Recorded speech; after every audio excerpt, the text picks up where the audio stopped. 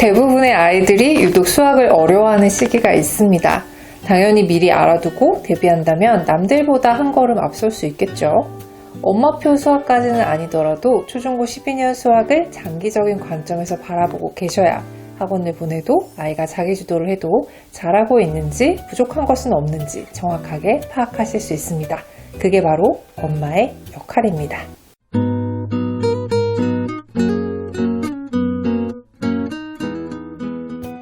안녕하세요. 대한민국 학부모를 위한 실천적인 교육 전문 채널 그집밥 스튜디오 오신 것을 환영합니다. 저는 주단쌤이고요. 아이들에 따라서 조금 다를 수 있겠지만 거의 대부분의 아이들이 수학을 어려워하는 공통적인 시기는 12년 동안 딱 3번 있습니다.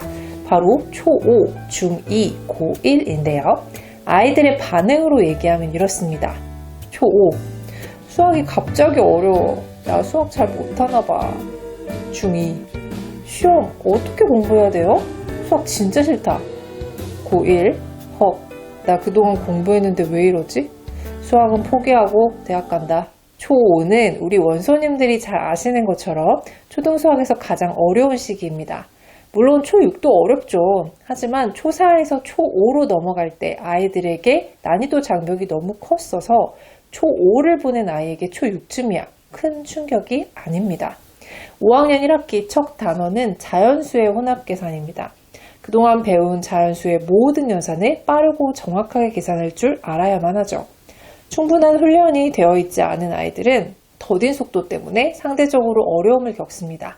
그리고 적응할 만하면 2단원부터는 약수와 배수, 뒤이어 약분과 통분, 분모가 다른 덧셈과 뺄셈을 하기 시작합니다.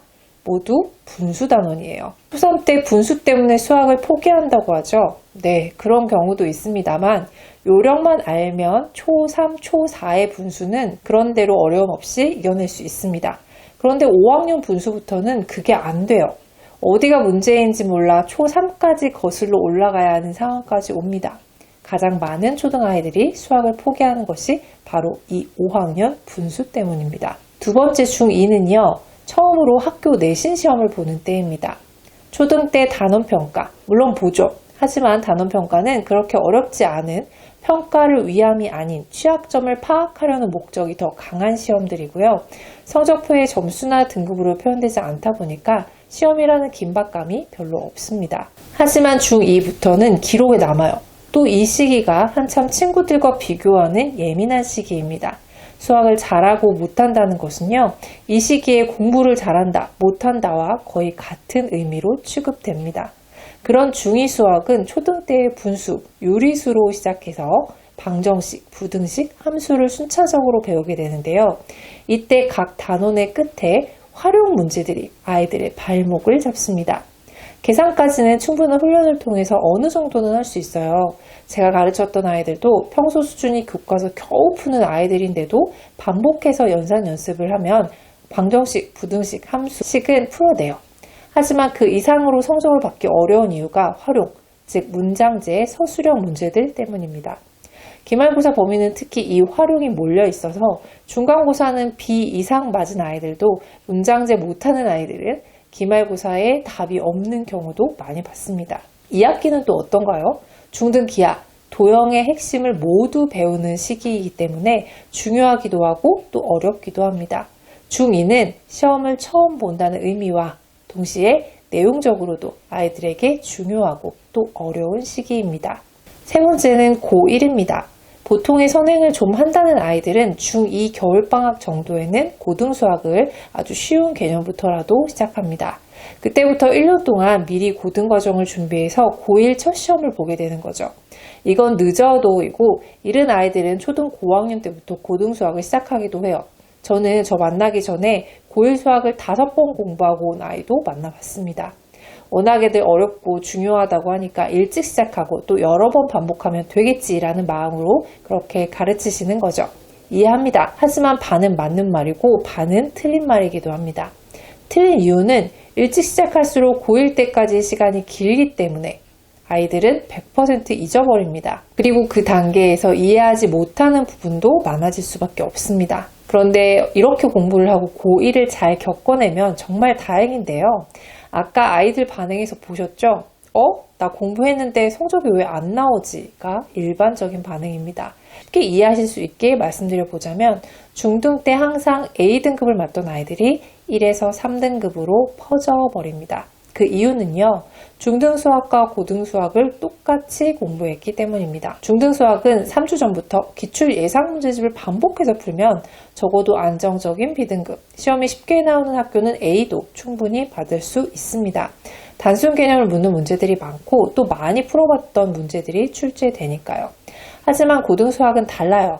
단순 개념을 묻는 문제들보다 복합적인 개념을 묻는 문제들이 많이 출제되고 시험도 모의고사, 학교기출, 수능 등 좋고 새로운 신유형 문제들이 수도 없이 등장하고 또 변형되기 때문에 중등에서처럼 예상문제집을 풀어도 성적이 안 나와요. 예상문제집의 예상문제 적중률이 굉장히 떨어집니다. 그리고 내용적으로도 고1 학기 초 연산 단원들이 의외로 아이들의 멘탈을 앗아갑니다. 계산이 너무 오래 걸리는 경우도 많고요. 분명 방정식 함수 문제인데 기하 도형적 관점에서 해결하는 문제들도 있어요. 해석을 요하는 문제들이 많이 등장하기 때문에 단순한 풀이를 외우듯이 반복해서는 해결되지 않습니다. 그럼 우리는 어떻게 대비해야 할까요? 저는 3가지 관점에서 생각해 보았는데요. 일단 첫 번째, 마음의 준비가 필요합니다. 초, 중1, 고1을 앞두고 있구나. 우리 아이가 수학 때문에 많이 힘들어할 수도 있겠다. 그러니까 혹시 힘들어할 때를 대비해서 교재, 인강, 학원 등을 좀 알아봐 두어야겠다. 그리고 절대 수학으로 아이를 다그치거나 나무라지 말아야겠다 등과 같은 마음의 준비 말입니다. 두 번째, 만약 초, 중2, 고1 과정을 선행한다면 시간적인 여유를 좀 더 주세요. 보통 한 학기 선행 기간은 어느 정도 생각하고 계신가요? 깊이에 따라 그리고 아이가 받아들이는 정도에 따라서 다르겠지만 다른 학년 학기를 선행할 때보다 최소 1.5배의 시간이 더 들어도 충분히 이해하고 따라갈 수 있게 계획을 잡아주셔야 합니다. 이 시기에는 새롭게 배우는 개념의 개수도 다른 때보다 많기 때문에 아이들이 이해하고 적응하고 또 적용할 수 있는 시간을 충분히 주셔야 합니다. 세 번째, 취약 포인트들을 미리 체크해두면 좋습니다. 초5, 중2, 고1 수학은 그 내용들을 배우기 전 선수학습, 직전 학년에서 배운 개념들을 연결하여 심화학습합니다. 혹시 이미 배웠던 내용 중에서 어려웠던 부분이 없었는지 체크해 주세요. 예를 들어서 중2 함수를 배우기 전에 중1의 좌표평면과 그래프, 문자의 식 부분에서 어려움이 없었는지를 체크해보는 식으로 말이죠. 누구나 12년 수학 공부를 하면서 어려움을 겪는 시기가 옵니다. 하지만 미리 준비하면 누구나 어려움 없이 지나갑니다. 우리 완소들이 조금이라도 어렵지 않게 수학 공부를 할 수 있게 수학이 아이들의 발목을 잡지 않기를 바라는 마음에 오늘 영상 준비해봤는데요. 아직 다가오지 않은 시기라도 잘 기록해 두셨다가 모두 그 시기를 잘 겪어냈으면 좋겠습니다. 오늘 영상이 도움되셨다면 좋아요 한 번만 딱 부탁드릴게요. 저는 다음에 또 유익한 영상으로 인사드리겠습니다. 감사합니다.